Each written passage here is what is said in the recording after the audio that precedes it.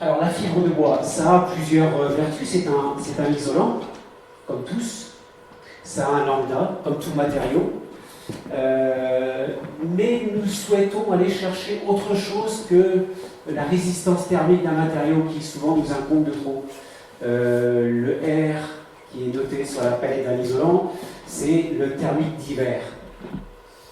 Donc c'est génial, c'est 3 mois dans l'année.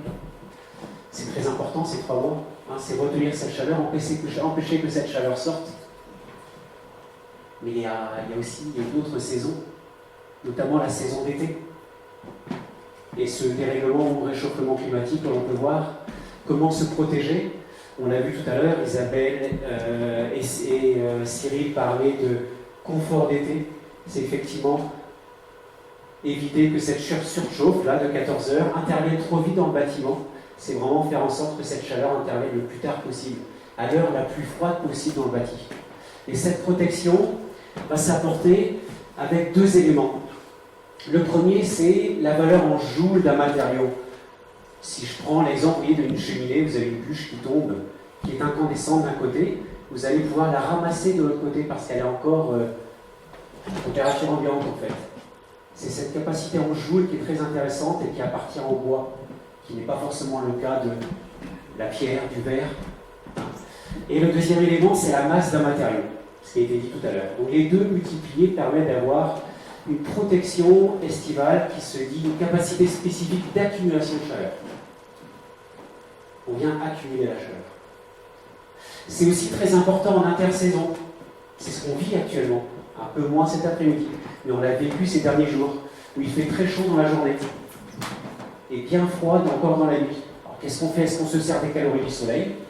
Ça c'est faisable, avec des matériaux denses qui ont une forte capacité d'accumulation de chaleur. Et on s'en sert pour la diffuser la nuit. Ça tombe bien, elle est gratuite cette chaleur. Ça évite de remettre le chauffage en route. Donc ça, ce sont pour les 2 intersaisons. Donc le thermique d'hiver, oui, très important, mais pas que. Ne pensez pas que à ça. Même si c'est vrai que quand on fait une RT 2012 ou les futurs 2020, c'est souvent la résistance thermique de la paroi qui est vraiment retenue. Mais il n'y a pas que ça. L'autre point important, c'est effectivement l'acoustique. Comment faire pour se protéger des bruits aériens, puisque là on parle vraiment de la paroi opaque. Et bien un des moyens, c'est d'apporter, Cyril l'a dit encore, des matériaux denses, lourds, le plus lourd possible. On va être sur des isolants qui font 200 kg du mètre cube. Donc ils sont un excellent complément aux isolants que vous connaissez, qui font entre 12 et 18 kg. On va apporter de la masse pour la protection au bruit aérien. L'autre élément, c'est ce petit logo que vous allez avoir ici, c'est l'effet capillaire des matériaux. Puisqu'on isole par l'extérieur, on va éviter de bloquer cette humidité. Ce qui est extrêmement dangereux, effectivement, de mettre un ciré à la maison, qui, surtout, parfois n'a pas cette VMC, c'est 2 tiers du parc existant que l'on rénove, une maison individuelle. Le danger, c'est de mettre ce ciré et se retrouver avec des pathologies que l'on n'avait pas jusqu'à présent. L'autre intérêt de la fibre de bois, c'est ce côté capillaire, de laisser migrer cette vapeur d'eau, c'est aussi cet effet hygroscopique. C'est-à-dire réguler la vapeur, être capable de la stocker et la faire diffuser. Voilà. Et enfin, c'est un matériau qui a un cycle de vie avec un bilan carbone qui est positif. Alors très intéressant, c'est depuis l'extraction par la scierie, depuis la coupe de l'arbre, jusqu'au recyclage, puisque ce sont des matériaux à terme qui sont totalement biodégradables. Voilà. Ça, ce sont vraiment les vertus de cette fibre de bois qui interviennent. J'ai pris ce schéma volontaire parce que c'est très utilisé dans l'Ouest. C'est qu'on a l'habitude d'isoler la charpente. Nous, on va venir en fait surtout ici, sur la partie verte, en complément d'isolation, par l'extérieur. Le plus consommé des produits, c'est un isolant et pare-pluie combiné.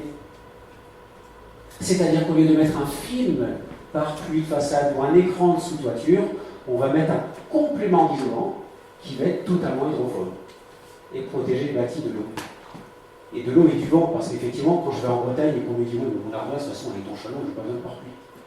Et oui, mais derrière, il y a quand même un isolant. Quand on va au bord de la mer se promener avec un pull en laine et qu'il y a un peu de vent, ne sert plus à grand chose le pull en laine.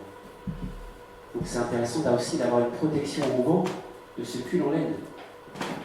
Hein, quand on a un manteau Gore-Tex, c'est pas que quand il pleut, c'est aussi pour effectivement se protéger du vent. Donc la fibre de bois intervient en tant qu'étanchéité au vent. Et ça c'est extrêmement important également sous nos toitures. Beaucoup d'épaisseur. Voilà, les plus consommés vont être 35 mm, 60 mm. On est surtout utilisé en deux domaines, construction ossature bois, pour compléter l'isolant qui est dans les montants, puisque à chaque fois qu'on a un montant en bois, on a une déperdition. Il n'y a pas de charpentier, on pourrait parler de pont thermique, sans que je me fasse défenestrer. C'est à peu près 20% de perte thermique à chaque fois qu'on a un montant en bois tous les 60 cm. Donc l'importance de venir couper cette déperdition est vraiment fondamentale. Là, vous l'avez en toiture, donc effectivement, c'est pas encore la toiture Sarki, on va le voir juste après, c'est la toiture manteau, c'est-à-dire qu'on vient compléter l'isolant. Là, vous avez une fibre de bois semi-rigide qui est posée entre les chevrons. On voit l'étanchéité à l'air qui est apportée par en dessous par la membrane.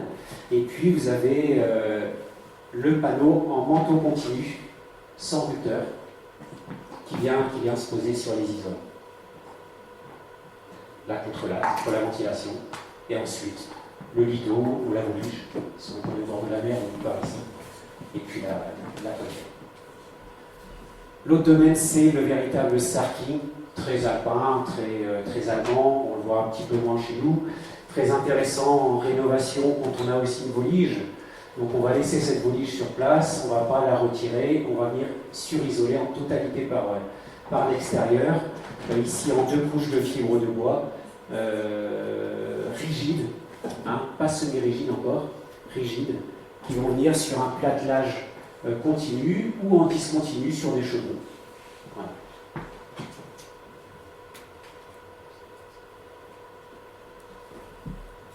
Une maison individuelle. Une médiathèque en Pays de Loire. Un lycée à gauche, c'est un lycée des Vosges, non, c'est des bâtiments sociaux dans les Vosges. À droite, c'est un lycée dans les Vosges. Non, excusez-moi, en Pays de la Loire, chez nous. Vous avez d'ailleurs, vous noterez que la soubassement, il est enduit et que l'élévation, elle est en étage. C'est cette mixité qui est vraiment intéressante et qui vous évite d'imposer un bardage sur les 4 pans de mur. C'est pas toujours souhaité par le client particulier qui a peur de l'entretien parfois du bois ou des bâtiments de France où on doit effectivement éviter ces bardages bois.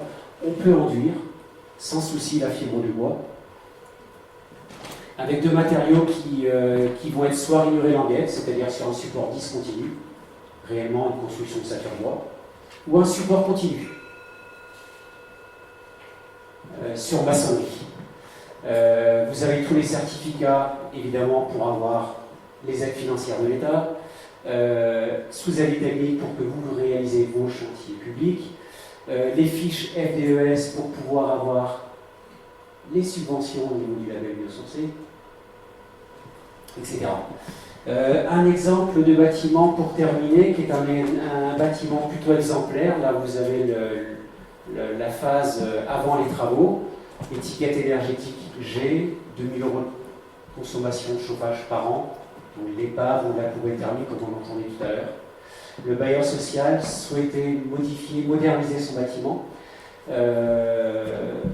pour éviter la précarité énergétique et entretenir son bâtiment. D'ailleurs, il y a une émission ce soir qui va en parler de ces logements sociaux par Madame Ducet. Voilà. Donc l'état d'origine, c'est celui-ci. On est venu à fixer une première ossature sur pâte équerre pour mettre un premier isolant semi-rigide en remplissage de l'ossature, et ensuite un isolant rigide qui vient devant l'ossature. Donc on est sur une épaisseur de 300 mm, puisque en fait, le bailleur social souhaitait aller chercher le label passif rénovation. Donc là, on va directement chercher l'étiquette énergétique A. Et voilà le bâtiment terminé. Avec tous les aides financières, les fonds européens, ça permet d'aller chercher un coût fourni posé pour ces 5 bâtiments qui est à 173 € hors taxe le mètre carré. En bâtiment passif. On peut faire bien moins cher en allant chercher les étiquettes bien en dessous, bien entendu.